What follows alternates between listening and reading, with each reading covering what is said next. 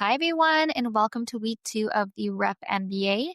And this week, we are going to be focusing on social selling. So, let me ask you a really bold question just to get started here. What would happen if your LinkedIn profile did more selling than your cold calls? Okay. In today's sales environment, the rep who can actually build trust before that first call is going to win. So, the rep who shows up with value, not just pitch decks, becomes that rep whose DMs get opened, whose invites get accepted, and whose deals are actually going to move faster along that pipeline. So this week, it's not going to be about, becoming like an influencer. It's about becoming undeniably visible to the right people in the right way with the right strategy. So let's dive into it.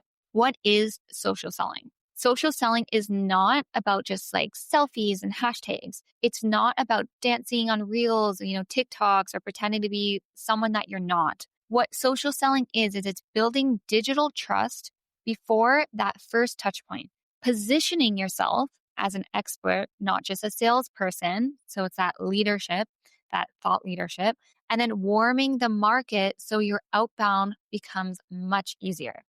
It's about becoming a magnet, not a chaser. So think of it as like preheating the oven before you bake the cake, right? By the time your cold call lands, they've seen your face, they've read your post, they know your name. That's powerful. So that brings me into auditing and optimizing your digital presence. And for some of you, this might be quite new, or you might be like an avid marketer.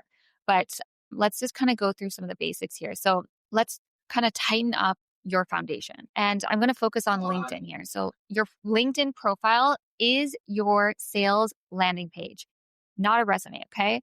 The headline should speak to your ideal client, not your job title, okay? The banner is where you use visual real estate to reinforce your niche. Your section is where you tell your story, who you help, how, and why, period. Now, the featured section is where you want to add things like depending on what exactly you're selling, like white papers, wins, videos, things that add to you and what you're selling. And then the activity is where you post, you comment, and you engage weekly. And just a side tip here, to start building up your followers on LinkedIn, start posting regularly, consistently with the right kind of information that, again, is drawn to target who your ideal client is, to focus on things that build you as a leader and add to your credibility.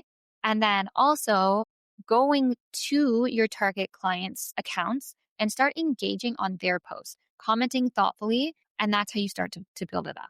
So back to what we're starting with. So ask yourself, if your prospect were to land on your LinkedIn, do you feel that you're a trusted advisor with how your LinkedIn is currently set up? That's the first question to ask. Would you book a meeting with you? You only get one digital first impression, so you need to make it count. Okay, now that brings us into creating content that's actually going to convert. This is where we separate the amateurs from the pros. Social content isn't about just going viral. It is about consistency, educating, relating, and engaging your target buyer. You need to focus on your branding. What is branding? Branding is something that we post over and over and over again, so people relate it to you. Okay. Now I'm going to give you a framework to work with here. So it's called the EIR framework: educate, inspire, relate. Okay. As an easier way to remember this. So educate, what does your buyer not know yet, but needs to know? Okay. That's number one. Second is inspire. So showcase success stories or mindset lessons. And then R, relate, talk about shared challenges, industry trends, observations, things like that. So again, it's the EIR framework: E for educate, I for inspire, and R for relate. So let's share some examples. 3 things I wish every derm clinic knew before buying a new device, ... Or what your patients won't say, but are feeling every time they leave your office, ... Right? What separates a 10K per month rep from a 100K per month rep? And it's not just a pipeline, something like that. Now, you want to post 3 to 4 times a week with intention. And again, you're not just chasing likes, because a lot of people get confused in this. You're cultivating trust. Okay. You're building up your brand, your credibility, your authority. So let's talk about your DM strategy. So DM is direct messaging. Social selling isn't just what you post. It's what you say behind the scenes. So here's your outbound message strategy. Icebreakers. Hey, doctor, I saw your feature in blah, blah magazine. So impressive to see your clinic's growth, dot, dot, dot, dot. So, it's focusing on them, not you. Permission-based pivot. Here's an example. If you're open to it, I'd love to share something that's been helping clinics like yours boost patient retention, right?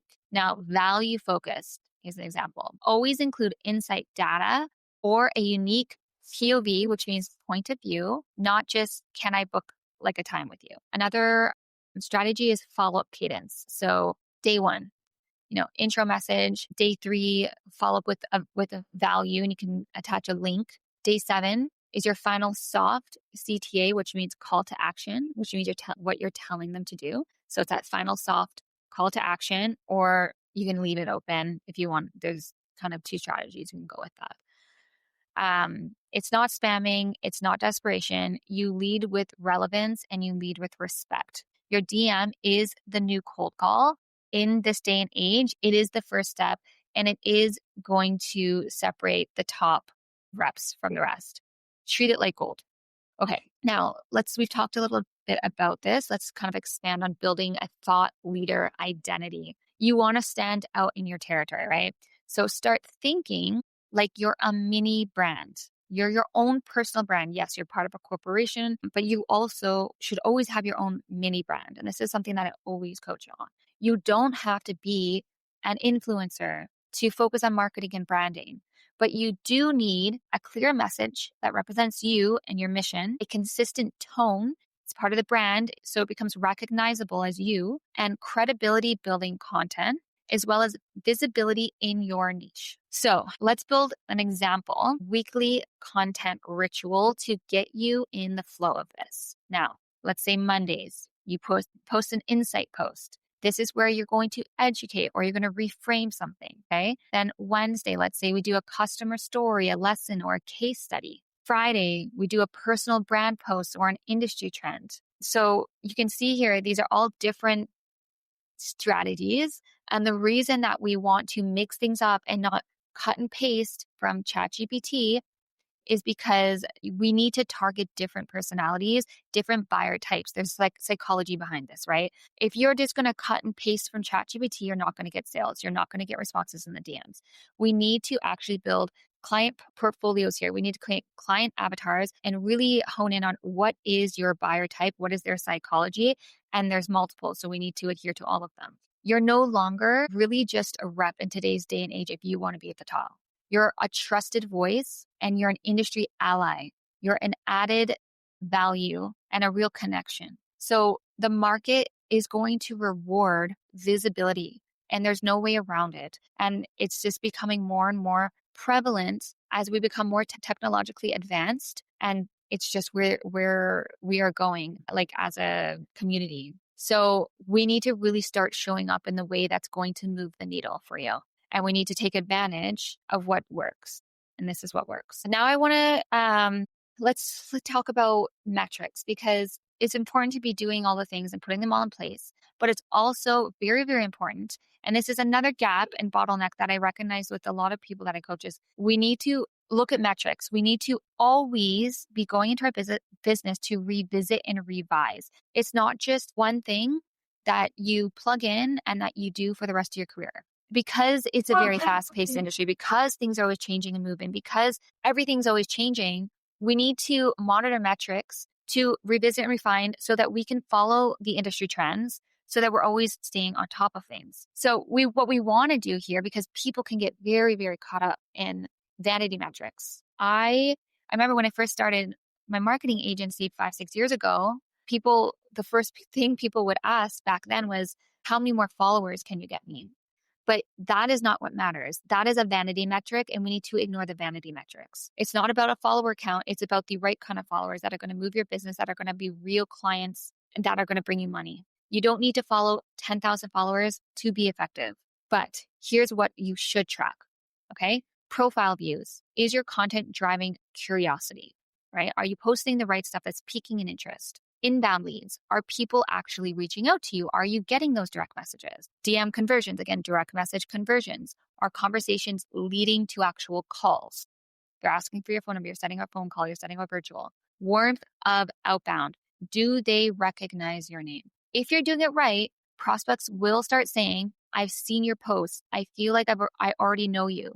This started happening to me around, I would say it took a few years, like 3 to 5, between year 3 to 5. So it's not always a quick fix. It's a long-term game, but you don't start until you start. So when you're doing this and you start getting people to recognize you and your branding, it's not luck. That is just pure evidence of effective strategy. So this week you step into your digital power. You're going to upgrade your profile on LinkedIn.